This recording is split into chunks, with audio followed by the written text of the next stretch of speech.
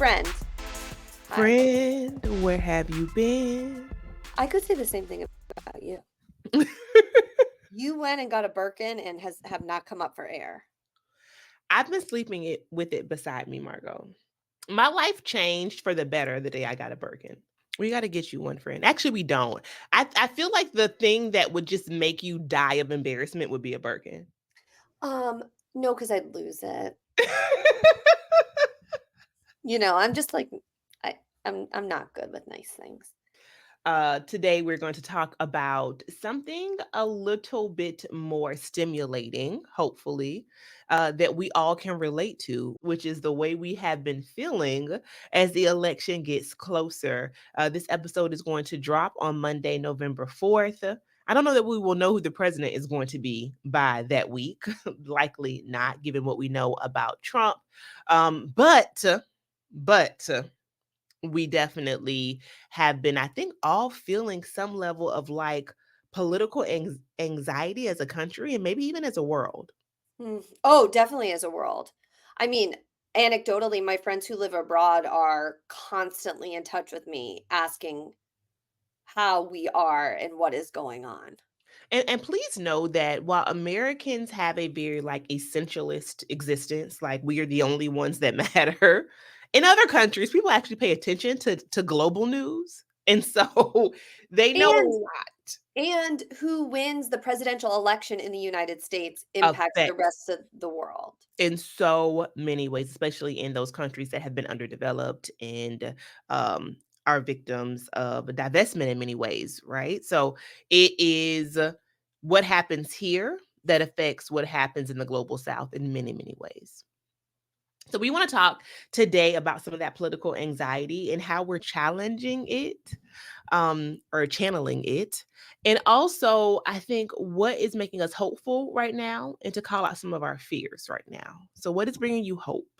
I think it is bringing me hope that more people are involved and invested in electoral politics than I can remember, which brings me hope because however people feel, many more people, not enough, but many more people feel like their vote matters.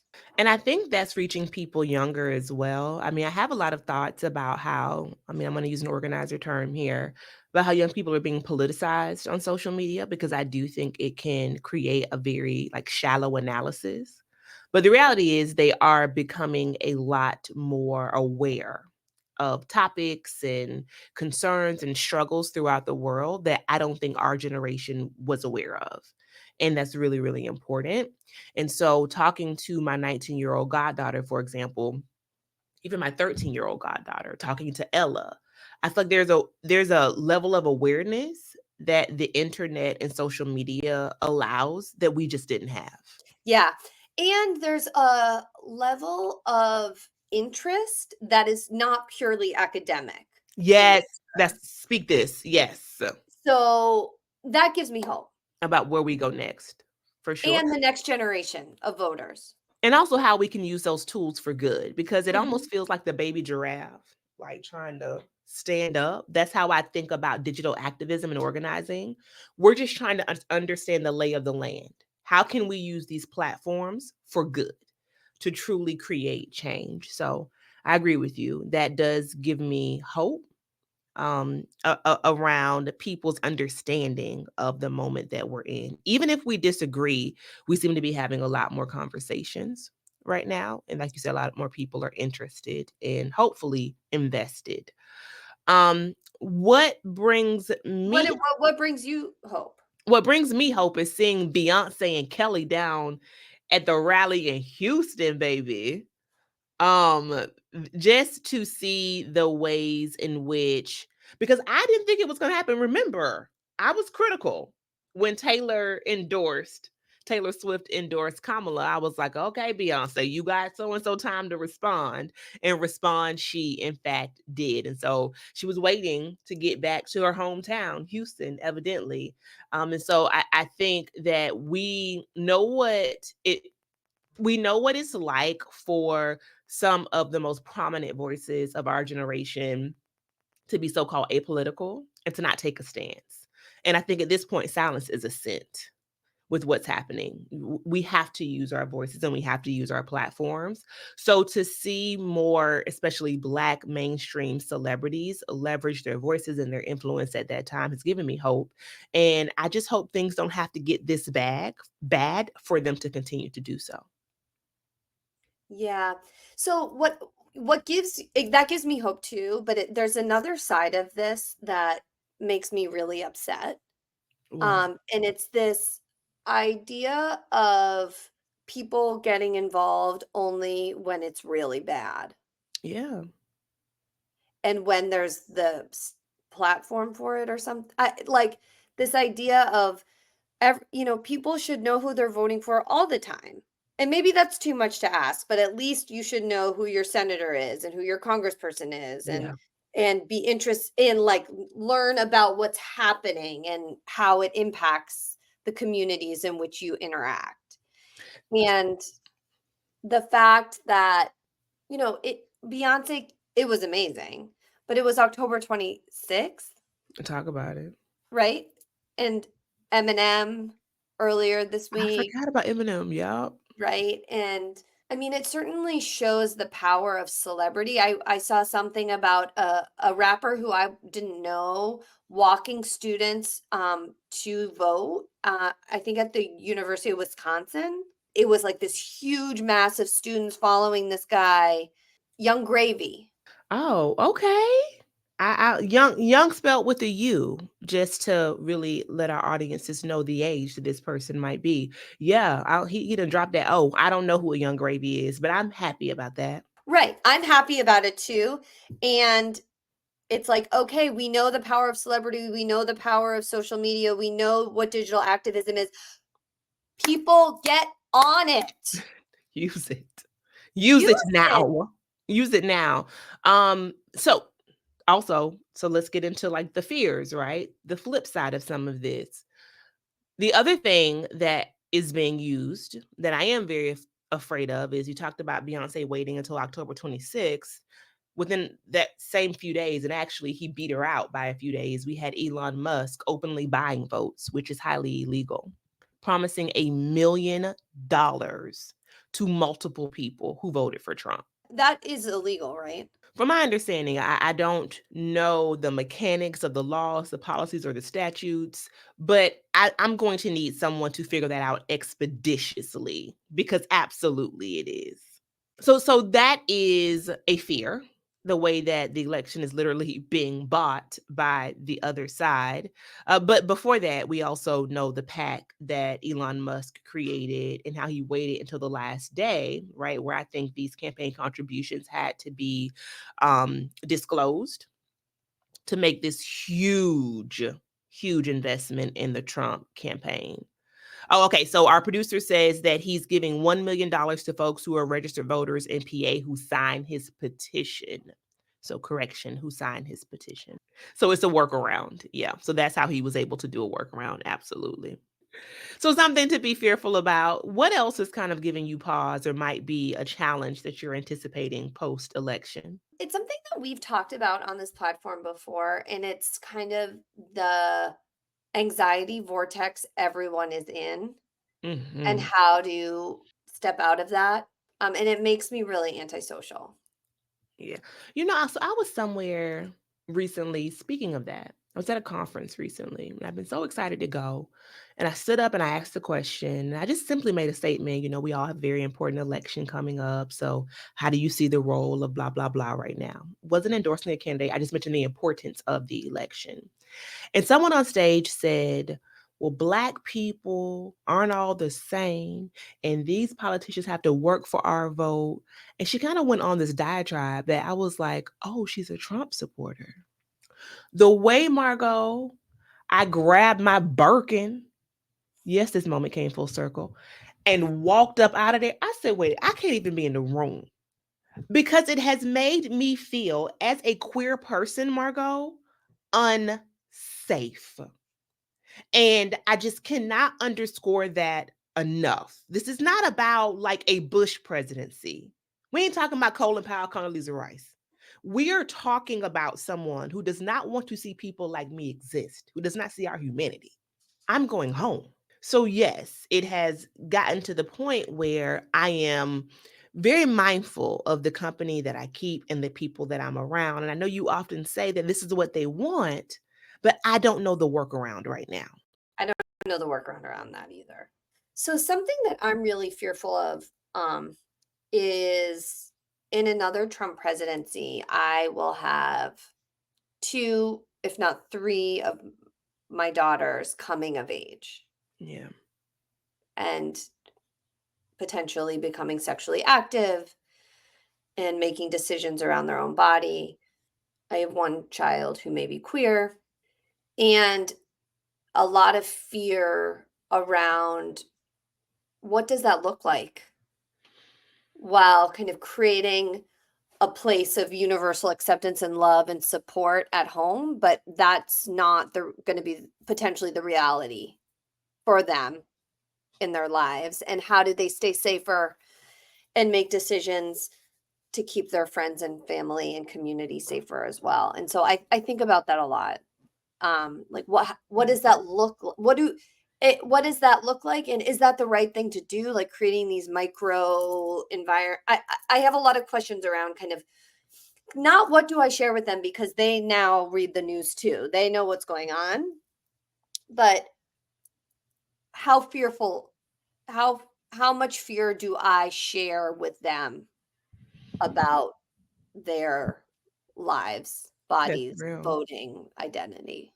Because in some ways, and always you want to keep them safe, obviously. But I would imagine there's also a real mechanism that parents have to protect their kids and not to push their fears on their kids. Correct. No, no, that I mean, I think it's both. It's like you don't wanna live in La La Land and pretend like everything's perfect. Yeah, I certainly don't want that for my children.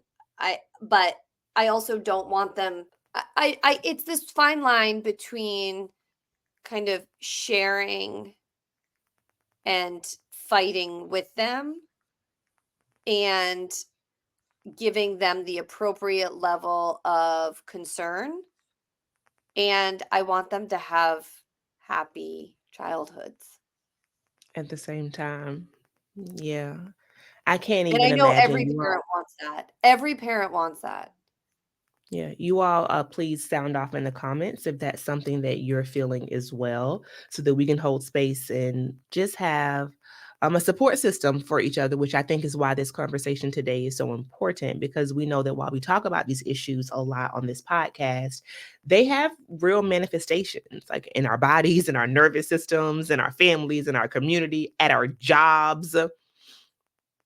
And depending on where you live regionally, I'm often also reminded that people live in completely different worlds than us. They don't have the privilege of walking outside and being able to hold hands with their same sex partner. They don't have the privilege of being able to be in an open interracial relationship. These are things we cannot take for granted. We live in these like progressive pockets Bubbles. of the country. Yeah, I think about that a lot too. And if it's like a disservice to my kids that we live here, because it is really we do live in a really inclusive part of the world intentionally. Um, For sure. but also that's a privilege. Completely understand it. So we are dealing with fears around how we keep ourselves and keep our children safe post election. I am in the DC metro, so I also am just wondering if another January 6th will occur. And obviously, we hope not, but I am not that far from the Capitol. And I know so many people that work there, that live in DC proper. I know so many activists who I'm sure will be protesting, et cetera. And so safety is just a word that keeps coming up for me in a real way as far as fears post election. I think people, given when this is going to drop to Shira, people are going to be interested in hearing from you about how are you planning to take care of yourself on election day and after election day. Oh, I like this. I like this. So the day before, I will be in Boston. So hopefully, I'll have a chance to see you. So that is a caretaking practice for sure. I'll be speaking on a panel at Black Lives Matter Day at University of Massachusetts, and I can't think of a better way to kind of prepare mentally than to be advocating for a strong and healthy community. And so I think that'll set a good foundation and groundwork. On election day, my partner and I have been having conversations about, do we host something or do we have friends over? And so I think we are going to get together as a community here in the DC metro. We'll either, get some wings and some beer and have a little kickback here, understanding that obviously the election won't be able to likely be called that day, but still just like, I love you. We need to be surrounded by love on a day such as today. So that's something that I definitely will be doing. And the third thing is, which I talked about in our last episode, is getting offline. Like, I think I'm going to just call it as far as my time engaging. I do think that I have a responsibility as someone with a remotely or relatively large platform right now. So But big. I don't know about that, but thank you for it. 103,000 followers? Please, that's a lot. Thank you. And a But lot more on YouTube. well, see, this is why you gotta have a friend like Margo, because she ain't gonna never let you forget. Tashara, you So could sway there's the no election. well, actually, I'm laughing. These margins are gonna be so close. Like, that's actually like, if we look at Tashira, each how follower, many of your followers are in Michigan, North Carolina, or Pennsylvania, or Georgia? girl, let me collect some data. Let me get into my stories right now, into the newsletter, all of that, because we need to figure out how we can use these things strategically. So Fine. as such, my strategy, whatever it may be, to hold space for folks and galvanize people and support people and actually encourage people to vote, it's going to have to be done by a particular time. Because I don't want to just consume, consume, consume all day. I honestly do not think it would be healthy.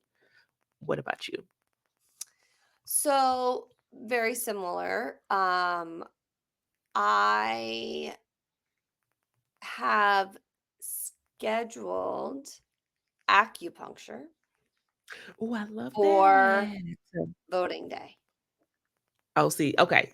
Everybody, take heed to this. What can you schedule on that day that's going to make you feel good? I love that. I was like, no matter what, it's gonna make me feel better.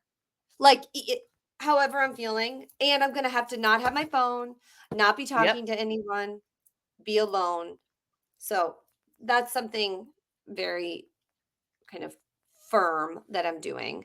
I am also, so there's a couple things I'm doing. One, I'm bringing my kids to vote with me, which I always do. So we have kind of a ritual around that, and we all get stickers and blah blah blah. And the last time we voted for president all together, well, we voted for Joe Biden, but whatever. Um, 2016 was more memorable. Um, so we have a plan for voting. That is true. I have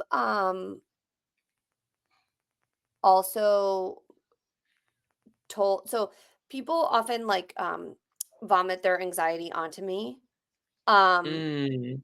about certain things, and I have, I think, created some pretty healthy boundaries with this election. Like, I this is very stressful. I can't talk about this right now. Oh, I love that. If you are the person in your family who is like the information keeper, if you are the one that kind of is in a position where you often feel like you're explaining things to people or you're receiving a lot of information from people, please take heed to what Marco just said.